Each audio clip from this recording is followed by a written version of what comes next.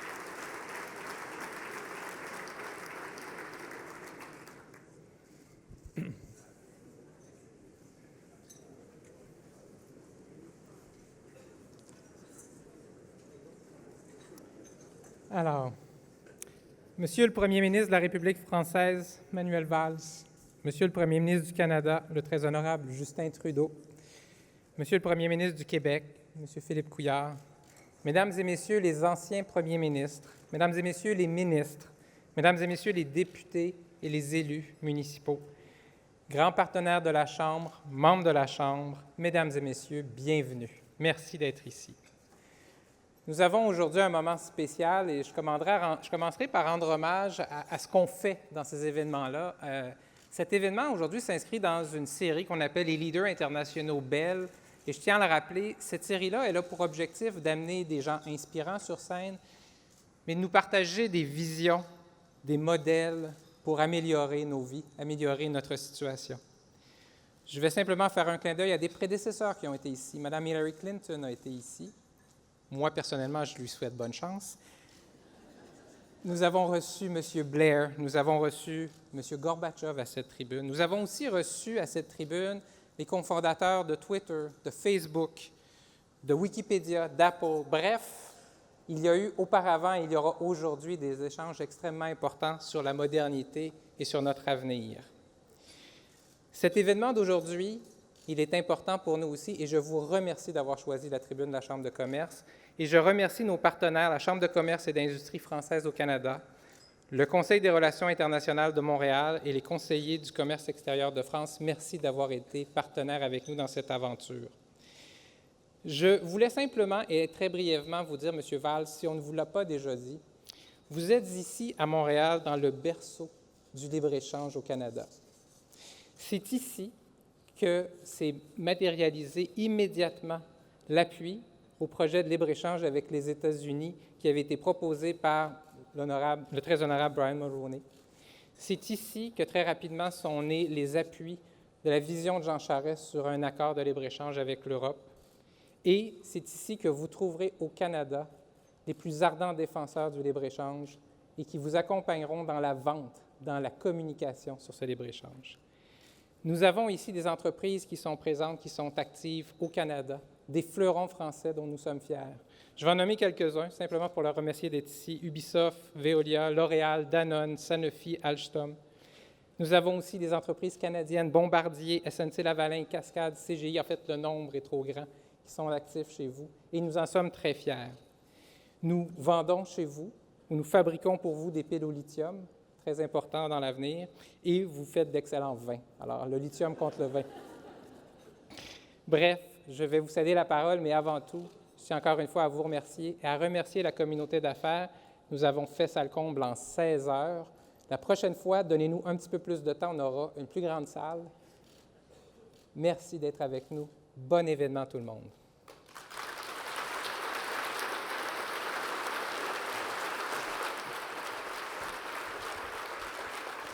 Merci, Monsieur Leblanc. J'inviterai maintenant le premier ministre du Québec, Monsieur Philippe Couillard, à prendre la parole. Merci. Je vais d'abord, bien sûr, souhaiter la bienvenue la plus cordiale à mes deux collègues, Manuel Valls et Justin Trudeau.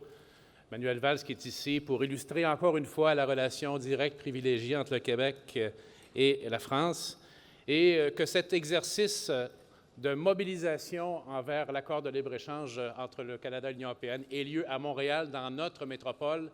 Je dirais de la façon très simple, suivante, il fallait que ce soit à Montréal, ça n'aurait pas pu être ailleurs qu'à Montréal. Et bienvenue, messieurs, à Montréal pour célébrer le libre-échange.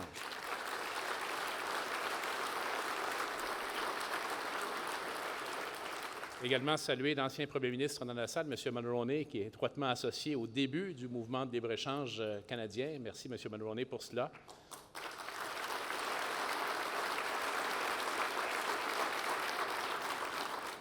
M. Pierre-Marc Johnson, également notre négociateur, mais également ancien premier ministre du Québec. Merci, Pierre-Marc, pour le travail. Alors, Mesdames, Messieurs, le message qu'on envoie ensemble aujourd'hui, c'est que l'ouverture des marchés et des sociétés bâtit la prospérité et qu'à l'inverse, la fermeture des marchés nuit à la prospérité. Et lorsque les marchés et les sociétés se ferment, les plus touchés sont nos concitoyens et concitoyennes moins favorisés économiquement. Donc, proposer la fermeture des marchés, c'est le contraire du progressisme. C'est une position qu'on défend sur tous les continents et au Québec, un consensus de longue date. On se souvient du libre-échange nord-américain, M. Mulroney, bien sûr, soutenu par le Québec, d'ailleurs, dès les premières semaines. Et il faut rappeler, M. Charest, mon prédécesseur n'est pas avec nous aujourd'hui, il est à l'étranger, mais que c'est lui qui, le premier, a pris son bâton de pèlerin pour parler de cette idée d'un accord de libre-échange entre le Canada et l'Union européenne, et on connaît la suite qui nous amène tous ici aujourd'hui. C'est un accord moderne et progressiste entre deux sociétés très semblables. Des deux côtés de l'Atlantique, nous défendons l'environnement. On était associés à la COP21, à la lutte au changement climatique, les droits des travailleurs, la santé publique, l'exception culturelle, de sorte que tout amalgame entre notre projet Canada-Europe et le projet éventuel Europe-États-Unis n'est pas justifié. Il faut résister à cet amalgame, il faut même le combattre. De part et d'autre, il y a de très grands avantages dans le traité proposé. Avant tout, pour nos travailleurs, pour nos entrepreneurs, nos jeunes, la jeunesse de nos pays a besoin de voir le monde pour ce qu'il est, un monde ouvert pour eux, pour elles, un monde plein d'occasions de réussir et de prospérer. On sait que l'économie mondiale est en transition, la croissance lente semble être la nouvelle norme, les prix des matières premières sont en baisse, il y a des tensions géopolitiques importantes qui ont des impacts économiques certains, mentionnons bien sûr le Brexit, la situation au Moyen-Orient, en Russie, en Ukraine, il y en a d'autres également. La baisse des taux d'intérêt avec une démographie moins vigoureuse, et cela a un lien l'un avec l'autre, et particulièrement dans nos économies occidentales. Sur un fond de changement de société profond, une numérisation du monde avec des impacts majeurs, des impacts sociaux majeurs également, des impacts sur l'emploi. Cette troisième révolution industrielle que nous connaissons maintenant avec ces trois grandes numérisations sur l'énergie, la mobilité et les communications, tout ça relié par l'Internet des objets, c'est le nouveau monde dans lequel nous sommes déjà. C'est le nouveau monde dans lequel nos enfants et nos petits-enfants vivront. Ce changement est rapide, il est inéluctable, cette transition est en cours. Ça doit nous amener à encore mieux travailler ensemble pour la prospérité de nos peuples. Et voilà notre premier devoir, toujours comme leader politique, de travailler à la prospérité de nos peuples. Et voilà le but de la ECG. Donc, on s'unit pour lancer un message d'ouverture de nos marchés et de nos sociétés. Et au-delà, un message de partenariat, de collaboration et d'équité. Le temps est venu de faire le dernier pas, le fil d'arrivée est en vue. Mais lorsqu'on aura traversé le fil d'arrivée, car nous le traverserons, ce sera un nouveau départ vers une nouvelle ère de prospérité et une nouvelle relation internationale entre le Canada et l'Union européenne. Il faut donc ratifier cet accord Nous le devons à l'histoire, nous le devons à nos concitoyens et concitoyennes. C'est aussi un test pour l'Europe quant à sa capacité d'agir dans son contexte actuel. Car, disons-le franchement, mesdames et messieurs, s'il y a un pays avec lequel il est logique pour l'Europe de conclure un accord de libre-échange, c'est bien le Canada. Et à l'inverse, on pourrait dire, si ce n'est pas possible avec le Canada, avec qui donc cela serait possible?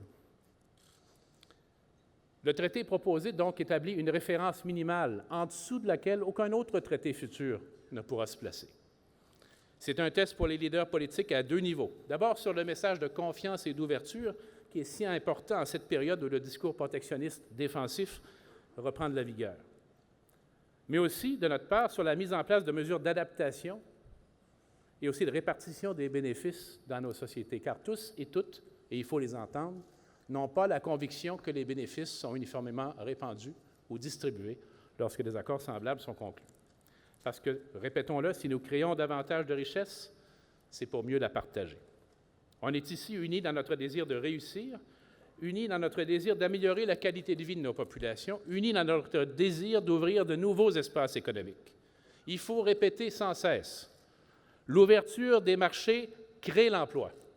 La fermeture des marchés nuit à l'emploi. Et cela est aussi vrai pour le Canada que l'Europe. Donc, ensemble, chers amis, construisons une économie qui profitera à tous et à toutes. Ensemble, faisons encore une fois le pari de l'ouverture. Merci.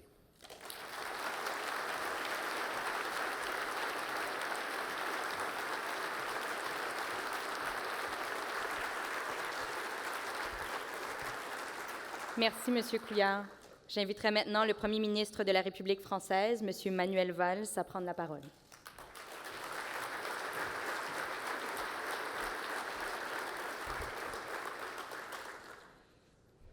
Messieurs les Premiers ministres, cher Philippe et cher Justin, Mesdames, Messieurs, vous en administrez aujourd'hui, si besoin, une nouvelle preuve.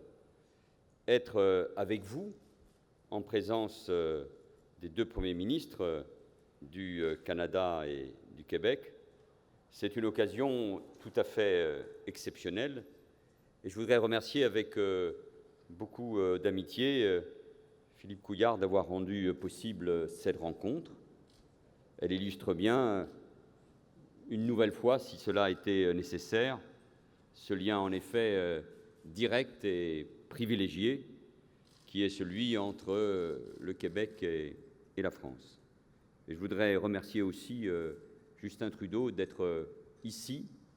Et j'ai eu l'impression d'abord que nous rentrions dans un meeting politique, tous les trois, il y a un instant, une véritable convention à l'américaine ou à la canadienne de ce qu'est l'amitié entre le Canada, le Québec et la France. Et pour moi, ça reste déjà un moment fort de ce déplacement ici parmi vous. Puisque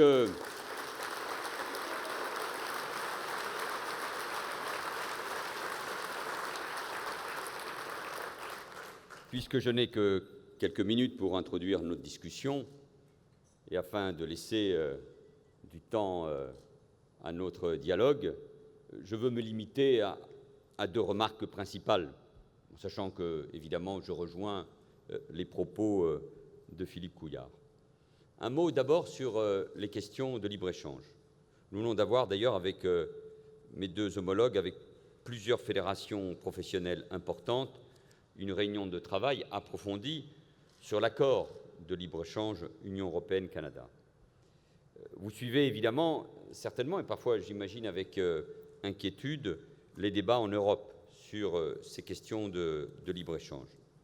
Il y a, il ne faut pas se le cacher, il faut être lucide, des interrogations profondes des opinions publiques européennes, mais pas seulement européennes. Voyons ce qui se passe par exemple aux États-Unis, sur l'impact et sur le bénéfice des négociations de libre-échange. Il y a d'abord une interrogation, y compris sur la mondialisation, sur la globalisation, sur ses effets. Et je pense notamment à ce que peuvent ressentir depuis des années les travailleurs ou aujourd'hui les classes moyennes. Ces débats ont lieu ces interrogations existent. C'est le cas en Allemagne, mais c'est aussi bien sûr le cas en France. Et le débat se cristallise en particulier très fortement sur la négociation d'un accord de libre-échange avec les États-Unis. Or, par effet de ricochet, en quelque sorte, l'accord AECG est pris dans le tourbillon de la contestation qui monte en Europe. Je l'ai dit publiquement, sans équivoque, la semaine dernière, une nouvelle fois, à Paris, et je le dis ici et je le redirai autant que nécessaire, quand un accord est bon, profitable pour toutes les parties, l'un de nos interlocuteurs, il y a un instant, disait c'est un accord win-win-win, 3 fois, c'est-à-dire pour les entreprises, pour les pays concernés, mais pour les citoyens aussi. Quand un accord est bon et gagnant pour chacun, on le signe, et sans état d'âme. C'est le cas donc de l'accord avec le Canada. Il faut donc aller de l'avant et vite. Cet accord est même, je le crois, une référence de ce que 2 puissances commerciales majeures peuvent intelligemment conclure ensemble. En revanche, lorsque une négociation s'embourbe, comme c'est le cas avec celle avec les États-Unis, que rien n'avance malgré 15 sessions de négociation, alors il faut arrêter de faire semblant et mettre fin à la naïveté ou à l'angélisme en disant qu'on ne peut pas continuer ainsi. C'est ce que j'ai eu l'occasion de dire encore ces derniers jours, ou ce que répète inlassablement Matthias Fekl, le secrétaire d'État au commerce extérieur, qui a été, en revanche, un acteur important de l'accord avec le Canada. Ce qu'il faut maintenant, c'est mettre en œuvre l'AECG, lever les derniers obstacles, bien évidemment, mais le mettre en œuvre. Et c'est là votre rôle et votre responsabilité, notre rôle et notre responsabilité. C'est notre intérêt collectif pour démontrer que cet accord, nous ne le faisons pas au nom d'une idée du libre-échange. Moi, je suis favorable au libre-échange, comme Philippe et comme Justin. Je regarde la mondialisation, bien sûr, lucidement, avec ses réussites et ses dégâts. Mais je sais en même temps que depuis 20-30 ans, classes moyennes ont surgi dans ce qu'on appelait les pays du tiers-monde, aujourd'hui émergents, que la pauvreté s'est réduite dans une grande partie du globe, même s'il reste encore des inégalités, une pauvreté qui sont insupportables. Mais c'est notre intérêt collectif pour démontrer que cet accord est réellement utile à nos entreprises et apporte plus de prospérité à nos peuples. Il y a en effet un énorme potentiel d'accroissement des échanges et des investissements croisés entre l'Europe et le Canada, et entre la France et le Canada, et entre la France et le Québec. Ces échanges, vous le savez, ne sont pas aujourd'hui à la hauteur souhaitable. Le Canada est la 10e économie mondiale, mais votre pays n'attire que 0,5% des investissements français à l'étranger. Et la France, la 5e économie mondiale, capte trop peu d'investissements canadiens. Et il n'est pas normal que le Canada, compte tenu de la taille de votre économie, pèse pour moins de 1% dans les échanges de la France. Et donc, c'est mon premier message, et j'en appelle à vous, aux entreprises canadiennes, québécoises, aux entreprises françaises qui sont issues. Cet accord, c'est une chance, c'est une opportunité à saisir. C'est sans doute le meilleur accord jamais conclu entre l'Union européenne et une autre puissance commerciale. Et il faut le dire, et il faut jouer offensif, pas se cacher, pas être timide. C'est un bon accord pour les entreprises, pour les citoyens, c'est un bon accord pour les services publics, pour nos agriculteurs, pour nos travailleurs, pour l'environnement, notamment avec le lien avec la COP 21. Et donc, il faut le revendiquer comme tel. Il y a de mauvais accords, mais il y a de bons accords. Et celui-ci est exemplaire. Et si l'Union européenne ne comprenait pas qu'avec le Canada et avec le Québec, qui partagent les mêmes valeurs, qui ont une même vision du progrès, si l'Union ou des pays dans l'Union ne le comprenaient pas, alors à ce moment-là, l'Union européenne, qui est déjà en proie à de nombreux défis, abdiquerait tout rôle dans le monde d'aujourd'hui et par rapport aux grandes mutations que le Premier ministre du Québec rappelait il y a un instant. Donc, premier message, À vous de jouer. Un mot maintenant rapide, j'en profite, sur le Brexit et sur les conséquences que je peux en tirer s'agissant de vos relations avec la France. Nous nous acheminons vers une négociation de retrait des Britanniques de l'Union européenne, qui sera difficile. Certains parlent même d'un Brexit dur, hard, ça promet, dans les discussions que nous aurons, et je ne doute pas que nos amis britanniques seront durs à la tâche et en négociation, mais ils doivent savoir que nous aussi, nous serons intransigeants. La Première ministre Theresa May, que je connais bien, nous étions ensemble ministres de l'Intérieur, a clarifié il y a 10 jours son calendrier. Cette clarification était attendue pour que les négociations puissent enfin s'engager. Et cela devrait être le cas au plus tard, fin mars 2017.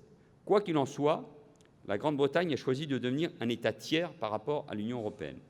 Nous maintiendrons bien entendu avec elle des relations politiques, de défense, économiques de grande intensité. Mais il doit être clair, et c'est la position très résolue et déterminée de la France, que la Grande-Bretagne ne pourra continuer à bénéficier des avantages qu'elle retire de son adhésion à l'Union européenne, tout en s'affranchissant des solidarités et des obligations que cela implique. En particulier, nous serons intransigeants sur le respect des 4 libertés individuelles indivisibles du marché intérieur. Il n'y aura pas d'accès au marché intérieur à la carte. Je vous le dis parce qu'il faut que, dans la discussion, les choses soient claires. Lorsque vous tournez vers l'Europe, vous regardez spontanément, au nom d'une histoire commune, vers le Royaume-Uni et vers la France. C'est en effet le fruit de notre histoire. Et c'est ainsi que votre pays s'est également construit avec cette dualité d'héritage. Dans une Union européenne sans la Grande-Bretagne, vous devrez vous aussi vous adapter. Eh bien, la France propose au Canada, comme au Québec, mais là, c'est encore plus naturel, d'être votre partenaire de référence dans la future Union. Votre porte d'entrée naturelle, si vous me permettez cette expression, dans une Union européenne qui sera appelée à profondément se transformer, mais qui restera une puissance commerciale majeure sur la planète, avec l'un des marchés intérieurs les plus vastes au monde. J'ai porté déjà ce message tant à Justin qu'à Philippe ce matin. Moi, je suis profondément européen, profondément français, bien évidemment.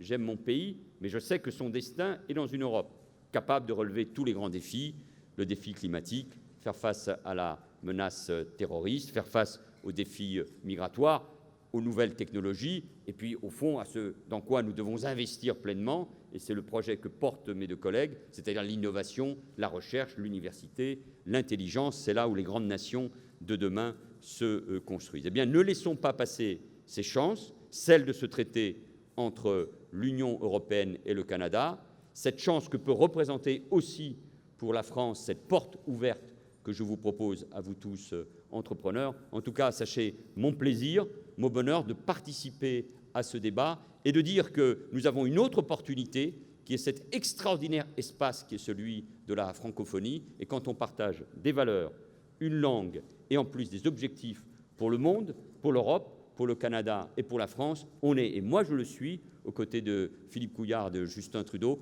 optimiste. Malgré toutes les difficultés, je suis profondément optimiste, volontariste, et je sais que nous pourrons bâtir un monde meilleur ensemble, et notamment avec vous, les entrepreneurs.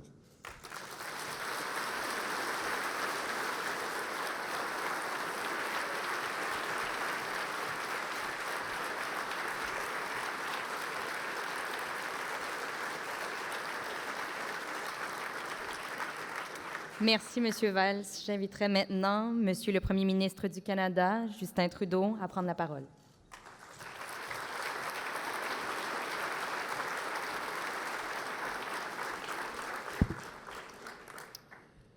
Merci beaucoup, Manuel. Merci, Philippe, pour ces mots inspirants. Merci à vous tous d'être ici aujourd'hui. Et je veux particulièrement remercier le Premier ministre Couillard de m'avoir invité de faire partie de cet événement. En tant que Montréalais, en tant que fier Québécois et en tant que Premier ministre du Canada, c'est pour moi un grand plaisir de me joindre à vous, Philippe, et au Premier ministre Valls pour discuter de l'accord économique et commercial global ici à Montréal. Le Québec et la France sont des amis de longue date qui partagent beaucoup plus qu'une même langue. C'est une amitié qui est fondée sur une histoire commune et des valeurs partagées de démocratie, de liberté. Mais s'il y a quelque chose que je sais, c'est qu'une amitié forte, capable de résister à l'épreuve du temps, c'est quelque chose qui se cultive, qui requiert du travail et parfois une grande volonté. Alors, depuis longtemps, le Québec entretient ainsi une relation unique, directe et privilégiée avec la France, que ce soit dans le domaine de l'éducation, de la culture, de la jeunesse, de la lutte au changement climatique ou de l'économie. Le Québec a su bâtir des ponts et multiplier les occasions pour les Québécois comme pour les Français. Alors, quand je regarde autour de moi aujourd'hui, je suis témoin d'une grande volonté du Québec, du Canada et de la France d'approfondir une amitié qui a déjà fait ses preuves et de l'amener à un autre niveau.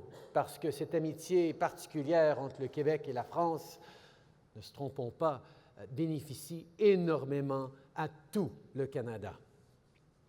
Alors, plus tôt ce matin, nous avons annoncé notre programme de coopération renforcée Canada-France qui vise à enrichir davantage nos relations dans plusieurs domaines, ce qui profitera à la classe moyenne canadienne.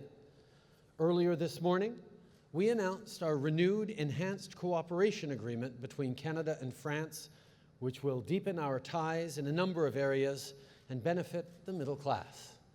We agreed to hold regular dialogue between our two countries and work closely to ensure peace, security, sustainability, and renewed prosperity for all our citizens. But our ambition to build a better world isn't bound by our borders. It's time to reach out to all of our European partners and increase trade as we ratify CETA. C'est un accord qui bénéficiera à la classe moyenne et aux entreprises canadiennes, puisque son entrée en vigueur se traduira notamment par l'ouverture de nouveaux marchés et de création de nouveaux emplois. Mais cet accord est aussi à l'image de nos valeurs. L'ASCG comprend entre autres des mesures visant à protéger les droits des travailleurs, à respecter les réglementations environnementales et à modifier les dispositions du mécanisme de résolution des différends sur l'investissement. Il s'agit d'un accord ambitieux et progressiste en ligne avec nos priorités. Sa mise en œuvre est donc d'une grande priorité pour les gouvernements du Canada et du Québec, et je tiens d'ailleurs encore à saluer mes homologues québécois qui ont exercé un leadership exemplaire dans l'initiation, l'élaboration, la négociation et la promotion de l'ASCG. C'est un exemple de ce que la présence diplomatique du Québec sur la scène internationale peut accomplir pour non seulement renforcer la réputation de la province à l'étranger, mais aussi celle du Canada. Ensemble, je suis convaincu que nous réaliserons nos objectifs communs en matière de paix, de sécurité et de prospérité, en commençant par la ratification de l'ASCG. Parce que réellement, dans tous les pays du monde, on voit des discours qui encouragent les gens à se refermer sur eux, à avoir peur de l'autre, à s'isoler pour mieux se protéger.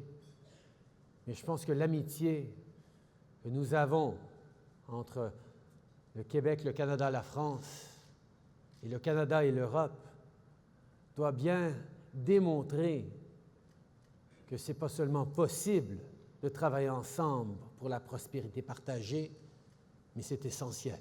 Alors, je vous remercie de votre appui, de votre enthousiasme et du travail que nous allons accomplir ensemble dans les semaines, les mois et les années à venir pour nos pays. Merci beaucoup.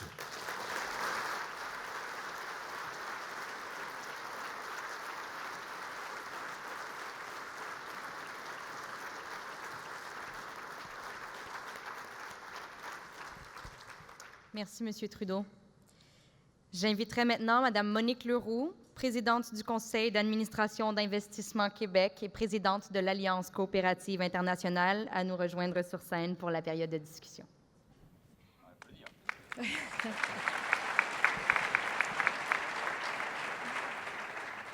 Messieurs les premiers ministres, distingués invités, chers dignitaires et chers collègues, je pense que nous sommes très heureux et j'aimerais vous exprimer, Monsieur le Premier ministre Couillard, notre appréciation d'avoir organisé avec la Chambre de commerce de Montréal ce déjeuner et d'avoir cette possibilité de pouvoir vous voir les trois ensemble. Vraiment, c'est tout à fait exceptionnel. C'est un moment unique et je pense qu'on vous applaudit très fort.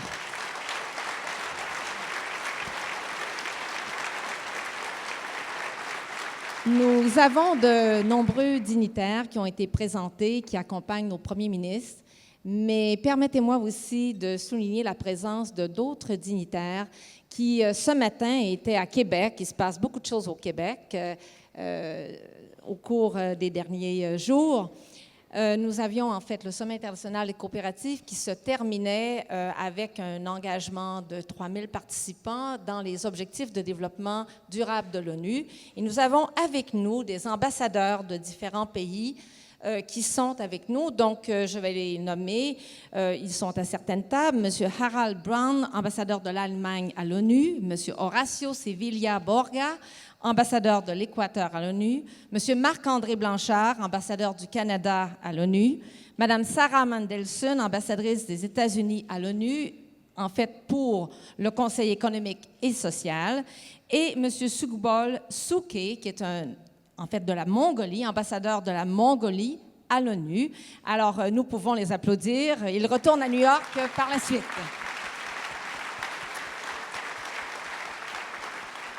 Alors, nous allons commencer immédiatement ce débat et, Monsieur le Premier ministre Couillard, je commencerai avec vous en vous disant, nous avons des chefs d'entreprise, des entrepreneurs dans la salle. Alors, qu'est-ce que vous voyez comme étant, pour l'ensemble des gens ici, les plus grands avantages pour les entreprises du Québec? Bien, Madame Leroux, d'abord, quand je parle entreprise, je pense travailleurs, je pense famille. Parce qu'au-delà des gouvernements, au-delà des organisations, au-delà des entreprises, c'est avant tout pour les citoyens et citoyennes que nous représentons, que nous faisons ces efforts et que nous concluons ce type d'accord.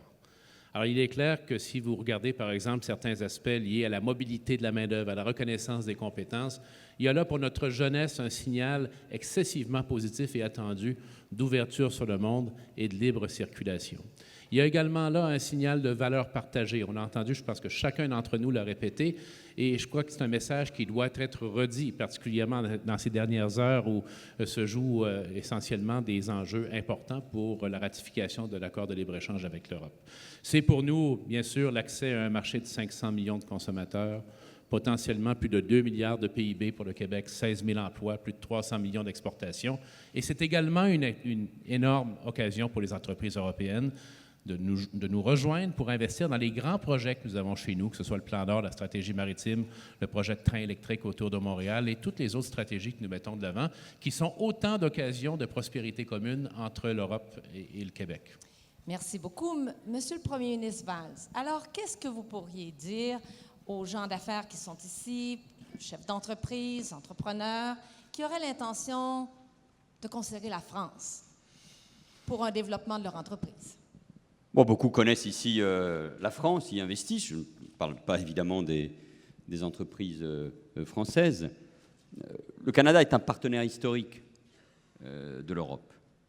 Et bien sûr, il y a des interrogations, je les évoquais tout à l'heure, sur ce qui se passe en Europe.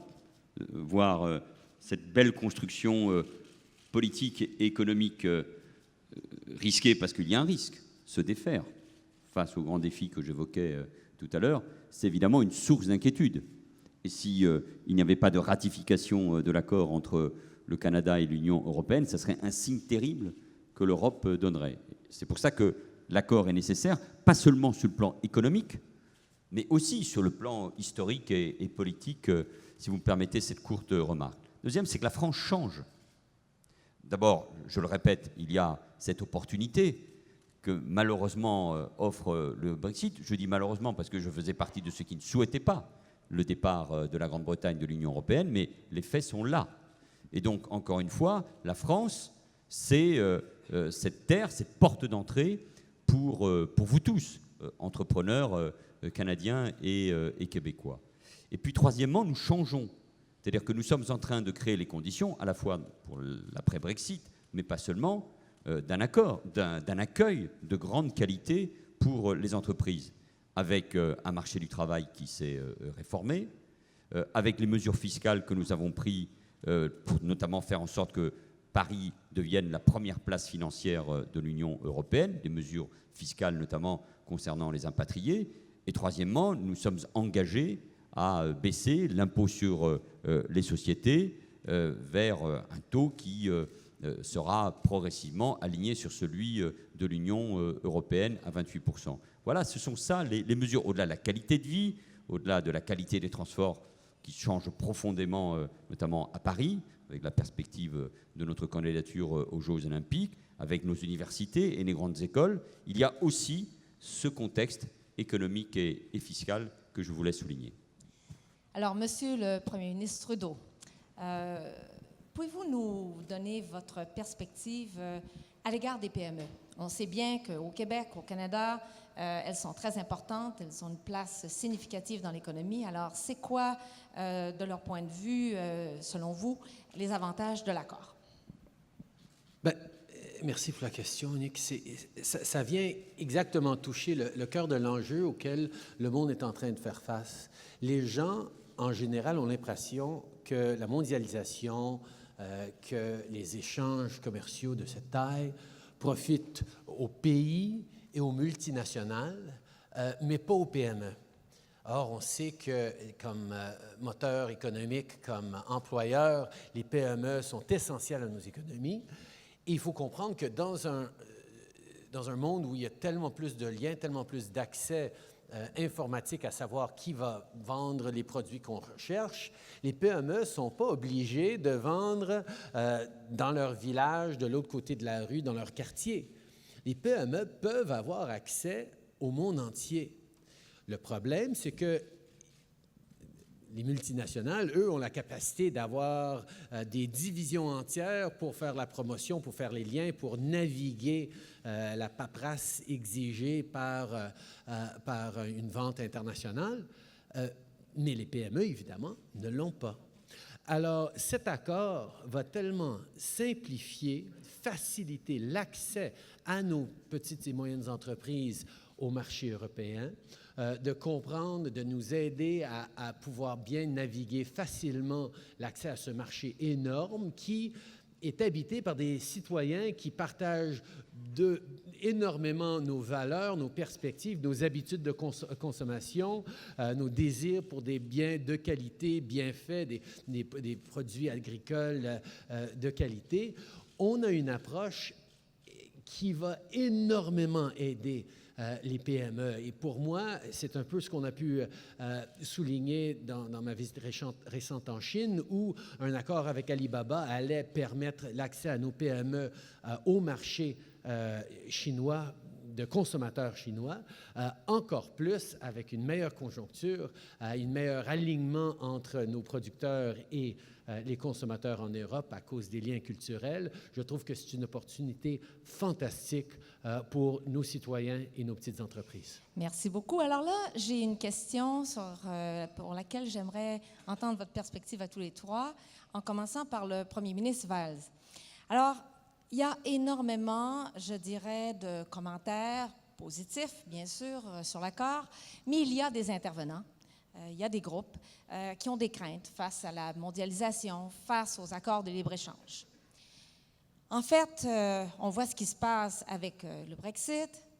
Il y a même une campagne présidentielle, on ne la nommera pas, mais on la connaît toute, qui travaille un peu sur ces sentiments de peur et de crainte.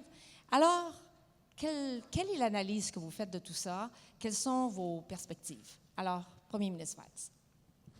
Voilà, c'est une question très, très vaste. Je pense d'abord qu'il faut expliquer, rassurer quand c'est nécessaire sur l'accord. Il faut être précis, puisqu'il y a des médias ici, notamment des médias français, c'est l'occasion de le rappeler. Parce que souvent, ces sujets sont appréhendés uniquement à travers les peurs et parfois la diffusion même de fausses informations. Cet accord conclu est ambitieux et équilibré, nous l'avons tous dit. Mais je veux être précis pour ce qui concerne la France. 64% des exportations françaises entrent au Canada sans droit de douane aujourd'hui.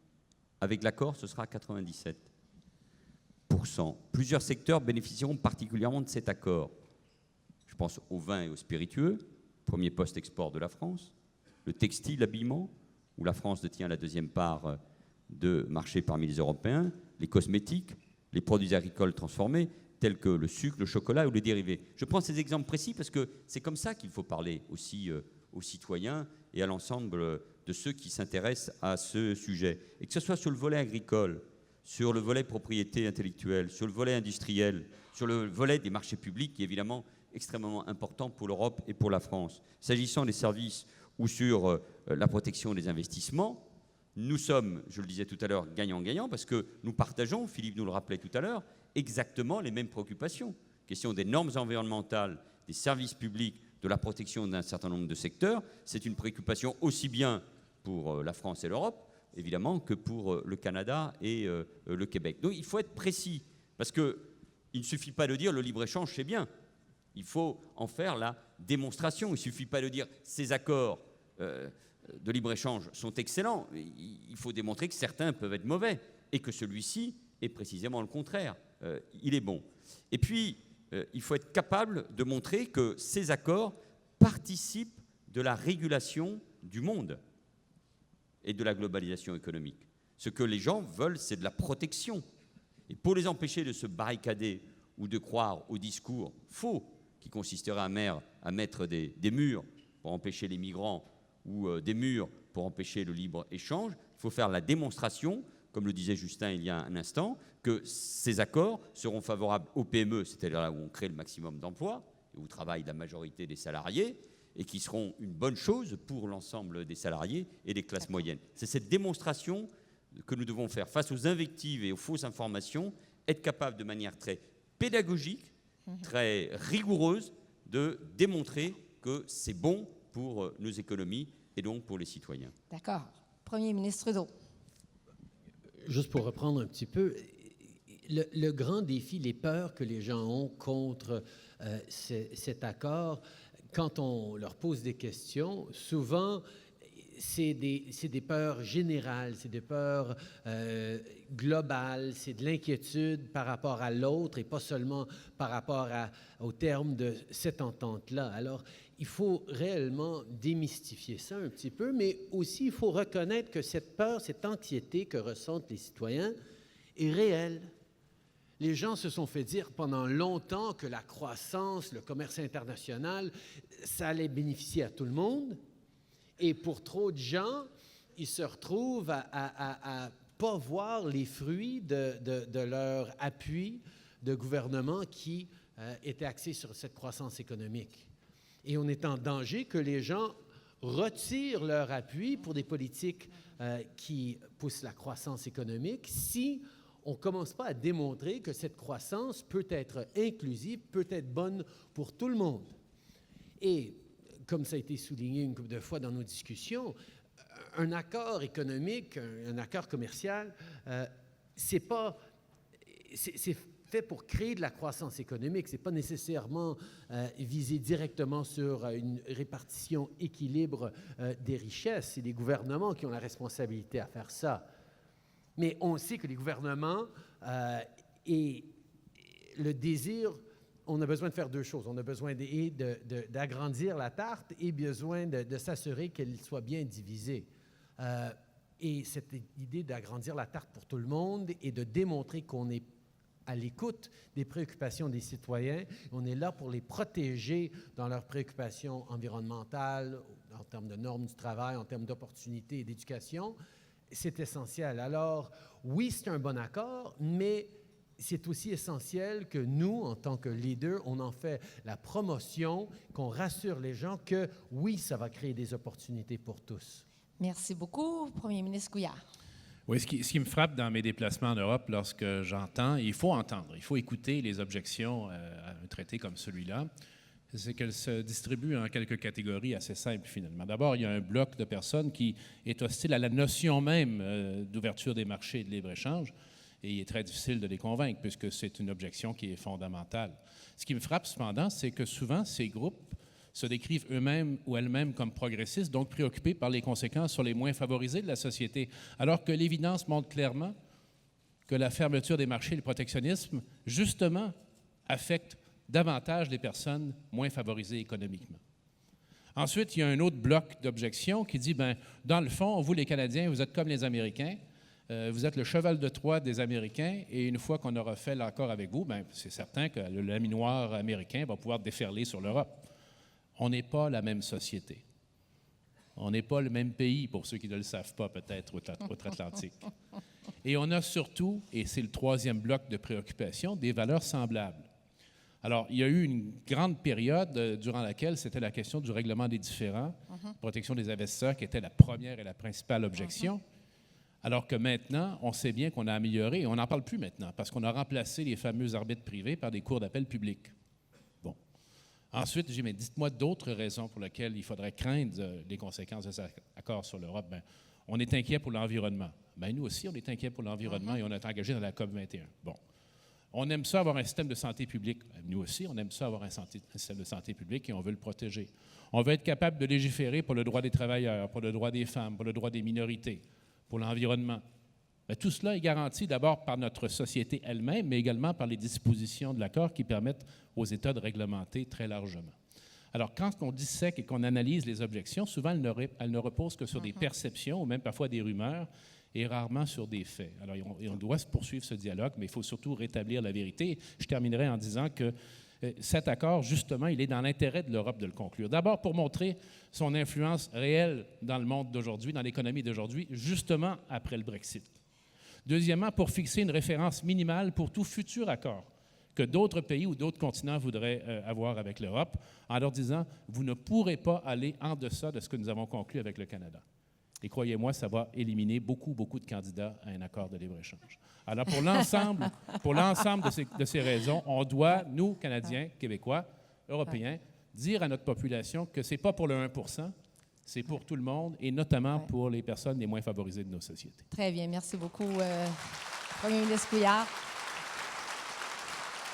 Alors, dans l'intérêt du temps, je vais combiner deux questions. Alors, on a devant nous les trois grands leaders de la francophonie économique.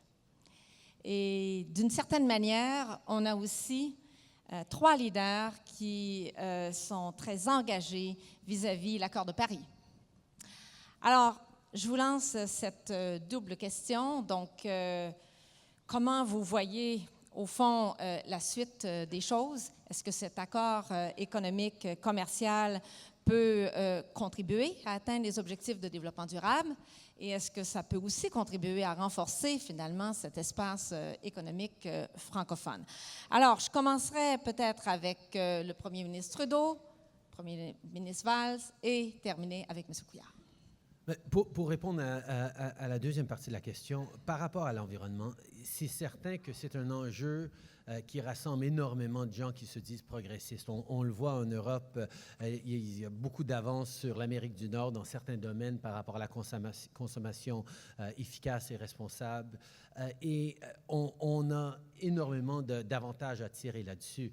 Mais une des autres choses, c'est que indirectement, notre leadership et notre pleine participation à la COP 21 à Paris nous a aidés à convaincre des gens qui étaient inquiets que le Canada n'était pas un pays qui partageait leurs mêmes valeurs et leurs préoccupations par rapport à l'environnement et par rapport à d'autres choses, qui ont vu que nous sommes en train de prendre des actions concrètes, qu'on est en train de reconnaître l'essentiel d'agir contre les changements climatiques, qu'ils ont été rassurés et ça a été, on a hérité, quand on a formé le gouvernement il y a 10 mois, l'accord était en grande difficulté. Et sur le côté du règlement des différends, qu'on a pu régler et rendre beaucoup plus progressiste, mais aussi sur cette question de valeur, parce que le Canada avait pris une place un peu autre pendant les dernières années sur la scène internationale que ce que voyait l'Europe comme valeur, comme avance.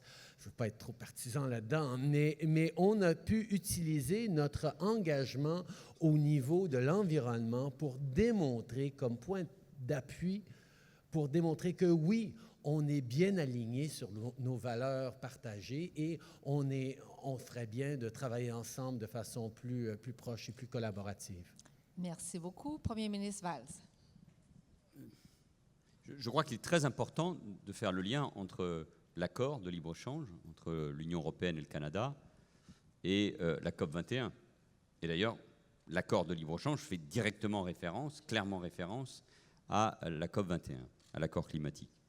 Le défi majeur pour l'économie mondiale, c'est l'adaptation au changement climatique. C'est vrai dans les pays développés, et nous en sommes conscients tous les trois, j'y reviendrai, c'est l'enjeu de la transition écologique énergétique, et c'est vrai dans les pays du Sud. C'est l'enjeu, par exemple, de l'accès de l'Afrique à l'énergie. Je pense bien sûr à l'énergie solaire. Et de ce point de vue-là, nous avons, alors leader francophone, un rôle. Nous en avons parlé évidemment dans la perspective notamment du sommet de Madagascar, mais nous avons une responsabilité majeure d'implication. Ensuite, et c'est ce que mon gouvernement fait, il y a cette transition énergétique. Nous, c'est par la refondation de la filière nucléaire, par le fait que l'on passera de 75% à 50% du nucléaire dans la production électrique. Et puis, c'est la loi de transition énergétique que nous avons adoptée et qui fait la part belle au développement des énergies nouvelles. Et puis, le troisième élément sur lequel je veux insister, c'est l'enjeu pour les entreprises qui sont ici présentes. C'est la recherche et l'innovation, qui était abordée par Philippe tout à l'heure. Donc, je pense à la voiture intelligente, je pense à la mobilité urbaine, à la ville durable. Il faut donc soutenir les start-up, nous en visiterons cet après-midi, qui investissent dans ce champ d'innovation. Ça, c'est un enjeu majeur.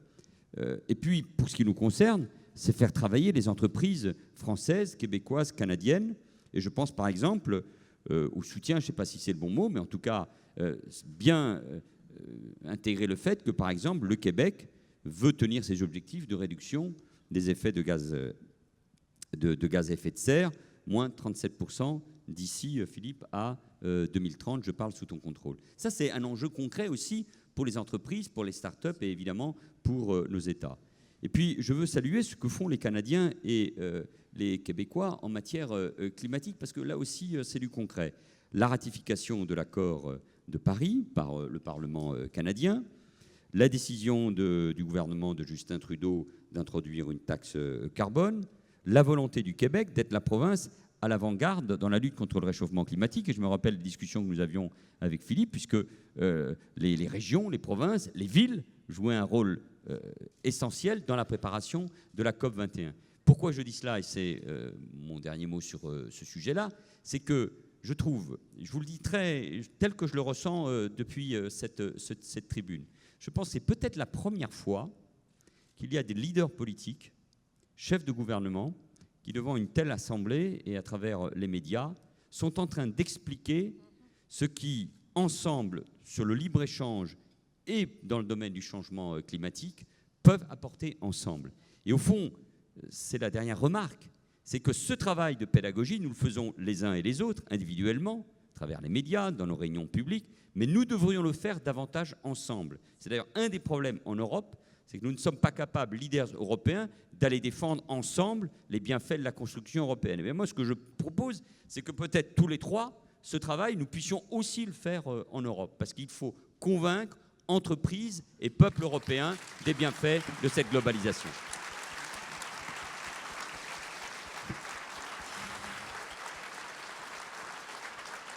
Alors, messieurs les premiers ministres, on appelle ça de la coopération. Alors, c'est tout à fait parfait. Monsieur le Premier ministre Couillard, vos réactions, vos commentaires. Peut-être quelques mots également pour conclure. D'abord, oui, comme je l'ai dit tantôt, la question du changement climatique, de la lutte au changement climatique, de la COP21, est un facteur de validation supplémentaire pour ce projet d'accord par rapport à d'autres projets qui seraient présentés. Ensuite, on n'est pas sans savoir que le Québec, et ça a été récemment salué par la politique sur le carbone que M. Trudeau a déposée, s'est doté d'un marché du carbone il y a déjà quelques années avec la Californie, maintenant en Ontario.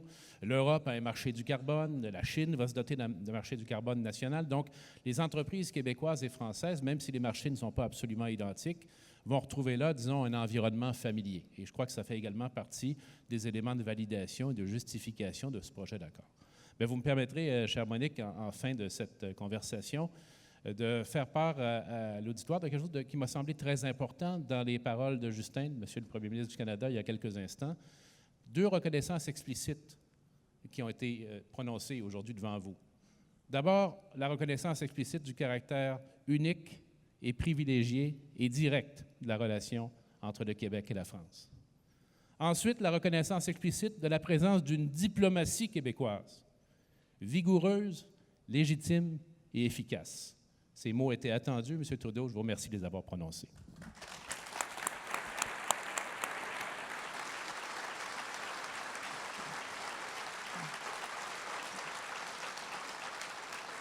Alors, mesdames et messieurs, nous sommes à la fin. Ah, pardon. Ben, écoutez.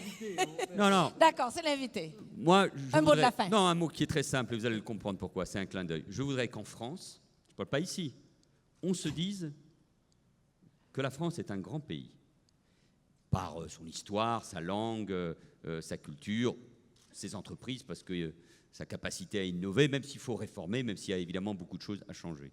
Mais quand je me trouve ici, entouré de mes 2 amis, c'est là où je me dis que c'est un grand pays.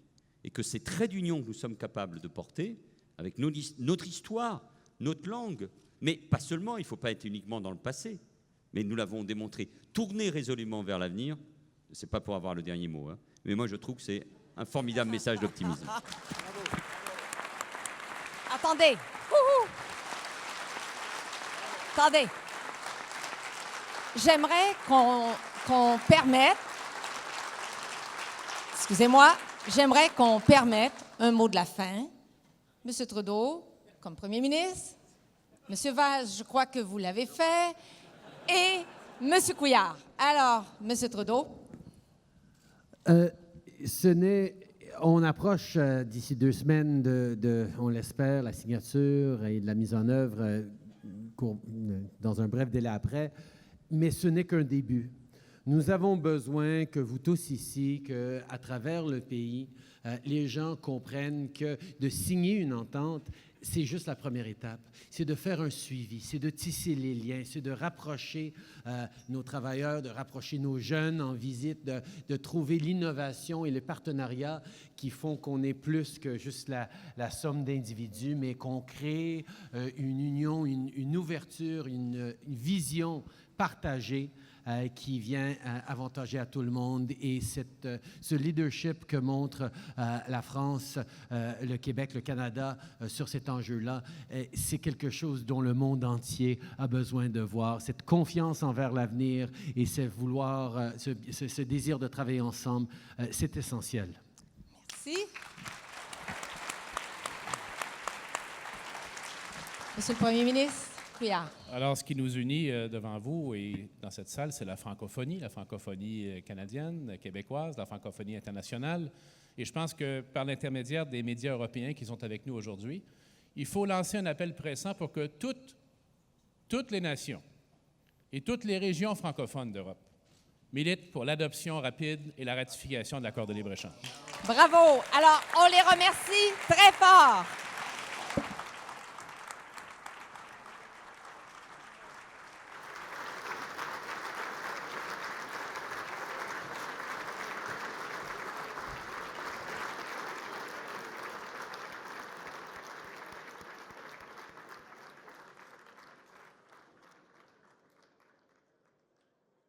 Messieurs les premiers ministres, Madame Leroux,